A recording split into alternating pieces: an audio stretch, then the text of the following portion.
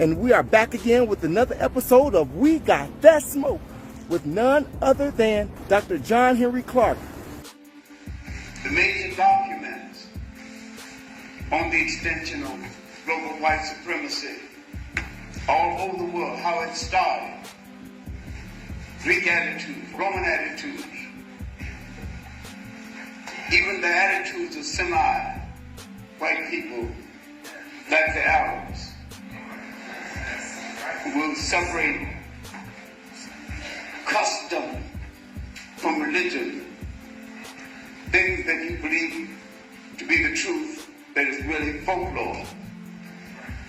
It's so difficult to get people to recognize that certain things were imposed on you that were alien to your society, that came out of other societies.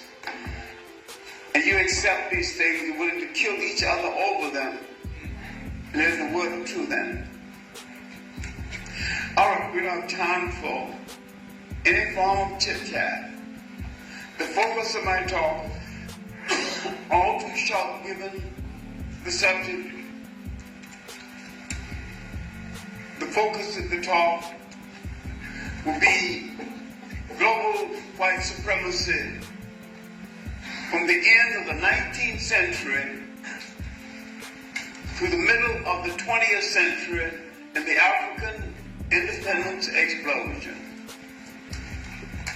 Now, what had happened at the end of the 19th century, African people all over the world had engaged in protracted revolutions and had given themselves something they need right now, something their children need right now, something all of them misinterpreted and removed from their memory, the longest revolutionary heritage of any people on the face of the earth.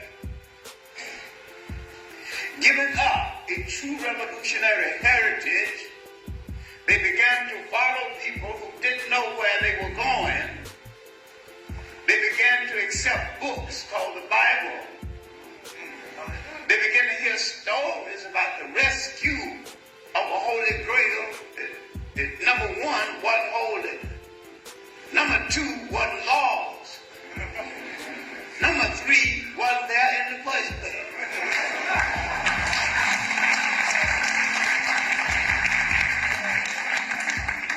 There is an essential myth through the life of most of the people in the world. Now, with the interpretation of the curriculum as a feel-good curriculum, the criticizers of our desire for a correct curriculum have had nothing but a feel-good curriculum. But they don't want anyone else in the world to feel good. Now, if they stop telling lies about themselves and integrate our truth, maybe all of us can feel good together, and you have universal humanity other than global white supremacy.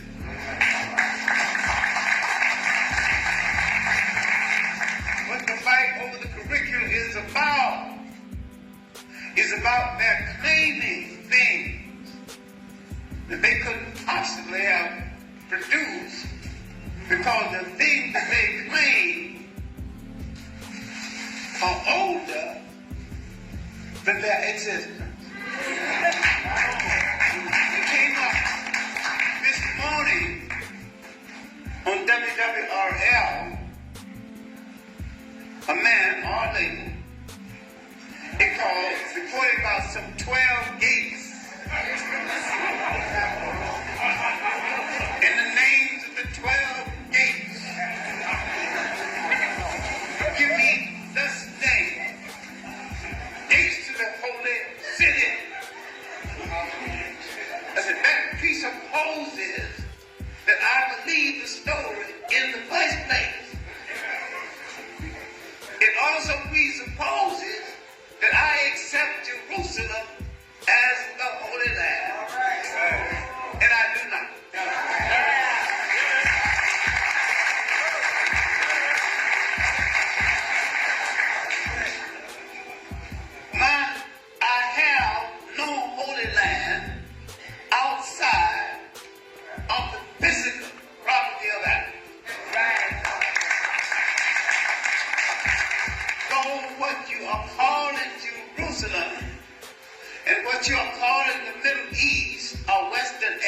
Asia was once an African colony and an extension of Africa.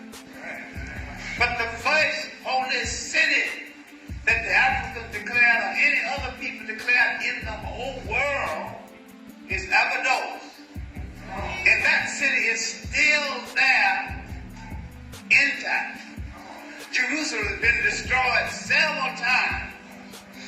And Jerusalem was given to us out of someone else's folklore, while we ignore the city we built with our own hands, still standing, not holy by us, because someone else told us another city was holy. Now, as we came down to the end of the 19th century, the Africans had been engaged in anti-colonial wars. Global white supremacy had manifested itself in the form of slavery. We had 400 years of it by now. Europe had recovered at our expense. The products from Jamaica, Haiti, and other West Indian islands had restored the economy of Europe. South America, that mulatto continent, contributed very little to Europe then, contributed very little to Europe now. The race in between was in conflict with itself, not with the conversation here, because these who want to be whites, I wish the hell I was whites, pretending that they are whites. That's another lecture, another day.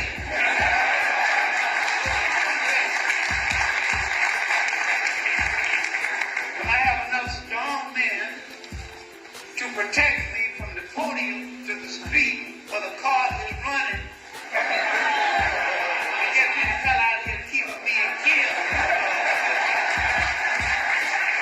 I will deliver the lecture on the road of the bastards in history. The people created by the coming together of blacks and whites who go through life in most cases debating whether they're loyal to their mother's people or their father's people, not knowing that every time they knock on their father's door, their father won't open the door, leaving them with no other door to come into but their mother's people's door. And yet, so many times they have no loyalty to their mother's house. In Africa, they had fought 100 years of colonial wars. These Africans who never wore a store-bought shoe or heard of a military school, in their fight against global white supremacy, had out-generaled some of the finest military minds of Europe. And whose word do we have for this? A young British reporter named Winston Churchill, in a book called The River War, dealing with the British retaking of the Sudan, and another one called A Roving Commissioner, dealing with the Boer War in South Africa. These Africans did not concede that anyone had the right to take over their country. So the Asante Wars in what is now Ghana, the wars along the East Coast, engineered, brought into being by Islam, Europe, after chattel slavery was turned into another form of slavery called colonialism, a more sophisticated kind of slavery and more profitable.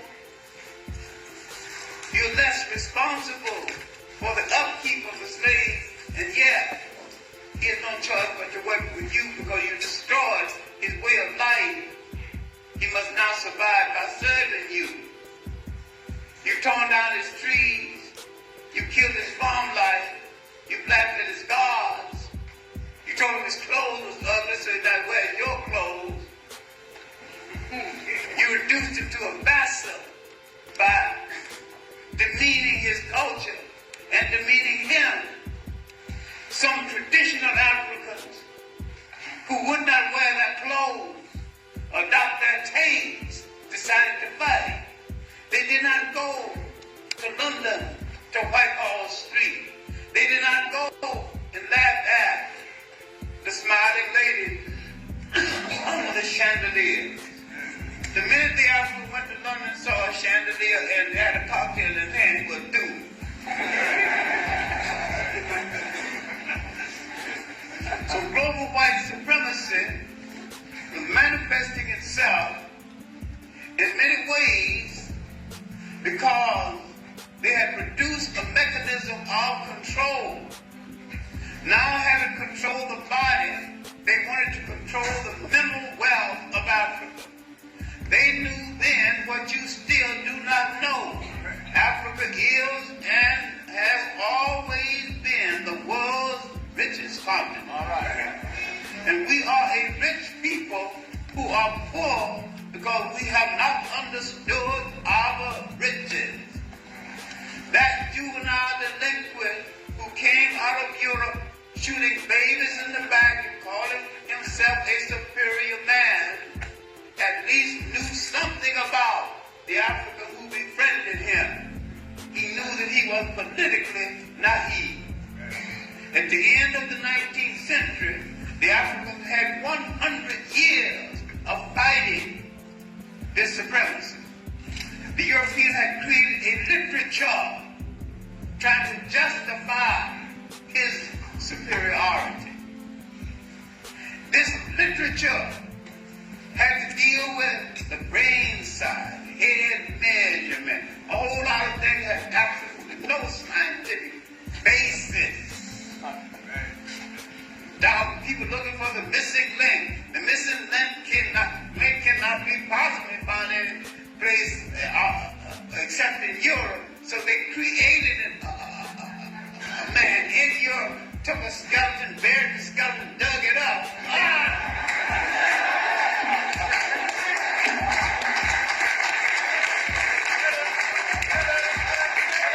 Didn't have any ancient history, so you got to create some.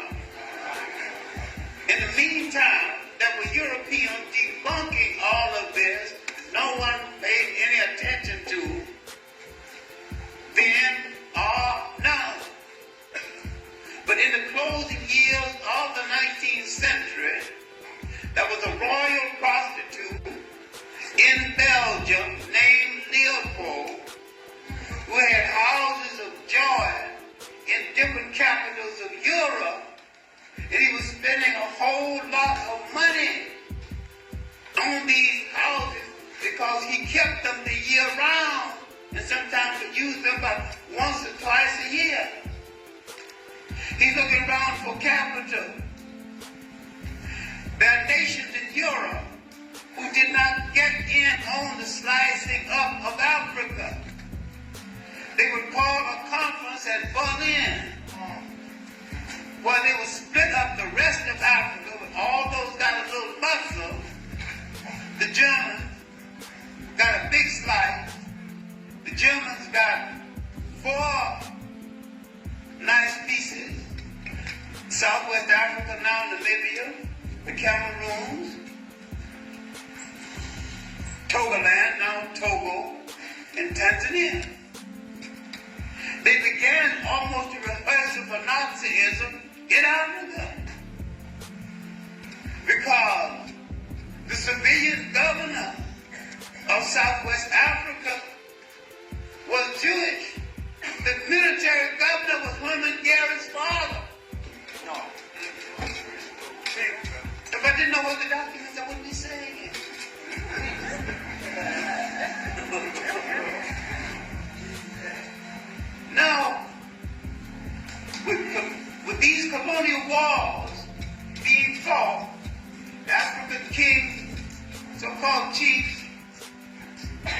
either driven into exile, driven to suicide,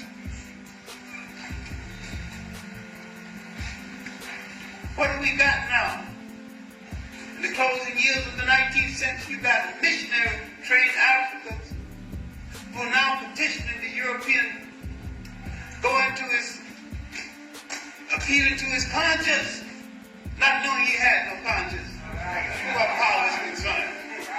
And no conscience will kill too.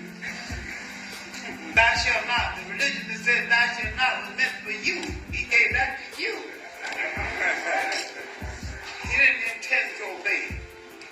Now after the Berlin Conference and France getting more colonial territory, Germany getting colonial territory, Belgium getting the big Congo, Portuguese getting a little piece, all of the gangsters agreed on the slice. No African attending.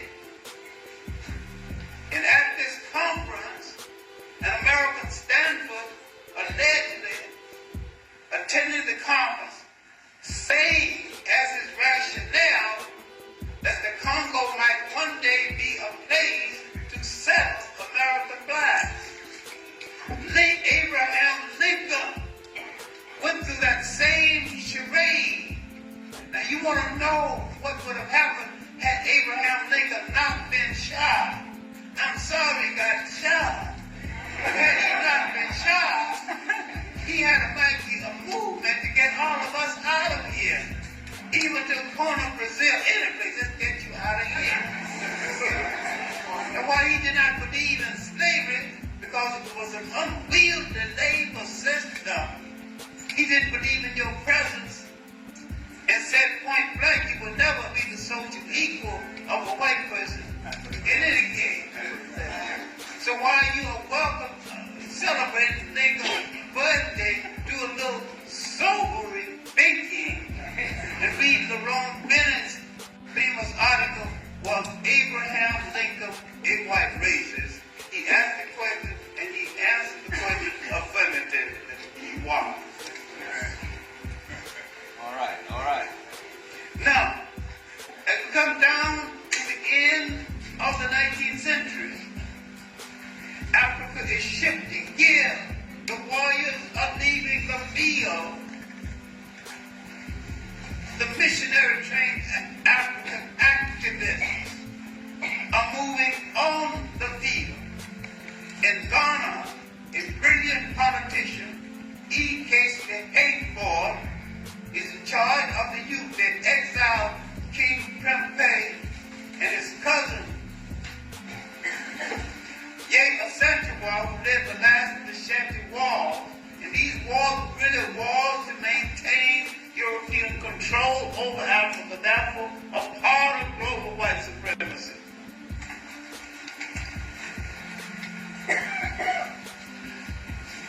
At this juncture, we see North Africa coming under the French. We see the Arabs, the colonizer and the slaver, being colonized. We saw resistance coming within this whole structure. And yet we see an intellectual movement existing in Africa in reaction to the continuous presence of the Europeans. Along the coast of East Africa, Somalia, a man named Mohammed bin Abdullah Hassan, the British called the Mad Mullah, had fought the British up until about 1923. Along the coast of West Africa, the Asante Wars in Ghana had lasted from 1805 until 1900 when the exile Ye Asantewaa. After the exile Ye Asantewaa, Casey Hayford started a campaign for the return of the royal family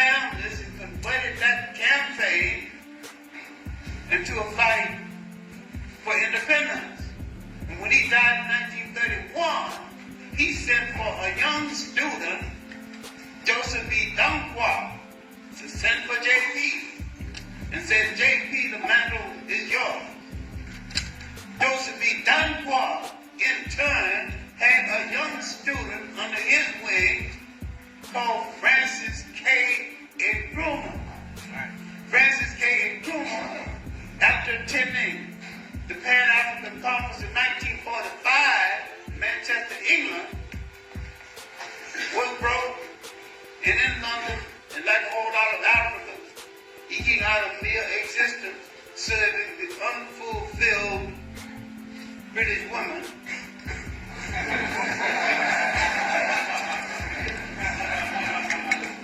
Sinclair Drake, unfortunately deceased now, he said, when we get together, he said, John, one of these days I'm going to tell the real story about these African heads of state, what they had to do to get along. I said, Sinclair has another cocktail. Sinclair has another cocktail. I'm going to tell the real story. He has the real story. I'm glad he never told the real story. My main point is that Joseph E. Danquah sent for his former student that until the end of his days he addressed as Francis K. Nkrumah. He never called him quiet, just like he was in the classroom. And Nkrumah, being brought home to take the mantle of leadership from Danquah, got impatient. And instead of waiting for the mantle to be handed to him traditionally, seized the mantle and led the country to independence. Had he waited for it 2 more years, it could have been done more peacefully. There could have been a mixture of tradition and modernism. It would have been a much better state with the infusion of traditional government. Now, we were now becoming a prize to be captured because the land, the resources of Africa becoming a prize to be captured. Africans were now relating to Africans in the Caribbean and Africans in the United States. The great Caribbean figure Edmund Blythe had proclaimed and literally prophesied the concept of black studies in his inaugural address, Liberia College, 1881. He had already written his crowning masterpiece, deserved to be reread right now, Christianity, Islam, and the Negro Race. All of us are mixed up on all the subjects. We're mixed up on all forms of religion. We're mixed up on all forms of politics. The European was still justifying the domination of other people through politics. All right, now, we've had at the end of the 19th century a better Pan-African network when it took 2 months for a letter to be delivered that we've got right now. People were not boasting of any island they came from. The Africans understood the artificial nature of the state divided by foreigners. Some of them understood the artificial nature of the religion imposed on them by foreigners. All of this was a form of global white supremacy. All over the world, it began to happen. It had reached Asia. In China, the Europeans had their own courts. In Shanghai, there was hotels. The Chinese and dogs not allowed. And some of the people who will spit on you now were then being spit upon. All this is documented. Edgar Snow's work, another work called 400,000 customers. The only Chinese woman that could go into one of the hotels had to be a prostitute or a cleaning woman. This kind of humiliation. The British had reduced an entire nation to dope, to opium. I think you can't survive crack, they were worse off than you ever was. If they survived it, you can survive it.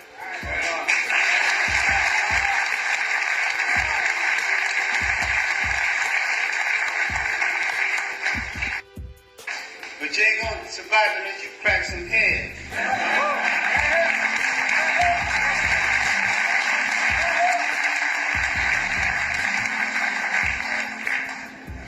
in the 1880s, an admiral named Perry kicked open the door of Japan to trade with the West, whether you like it or not. No, it's earlier than that. The Japanese were minding their own business. The silk one, making that beautiful kimono, wooden shoes. Didn't even have a decent wheelbarrow. Never heard of a Toyota or a Datsun.